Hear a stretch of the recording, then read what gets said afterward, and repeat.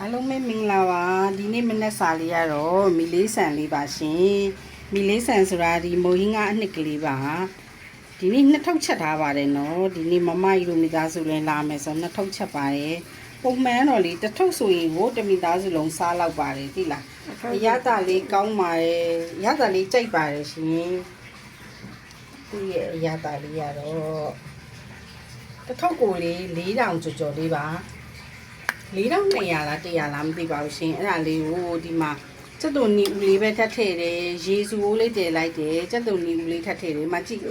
အကုန်လုံးပါထားပြီးသားရှင်စက်သွန်နီလည်းပါတယ်ဒီလိုမျိုးငှက်ပြောဦးတွေလည်းပါထားပါတယ်ပြီးမှလေဘဲဦးလေးရတော့လှီးထည့်မယ်အိုးဘဲဦးလေးထည့်ပါမယ်ပေါ့နော်အရသာလေးကတကယ်ကောင်းပါတယ်ရှင်ချက်စားကြည့်ကြပါနော်မီလေးဆန်လေးပါဒီနေ့ရတော့ကဲစားရင်တစ်ခါထပ်ပြီးတော့ပြတ်ပေးမယ်နော်ဒီစတမားလေး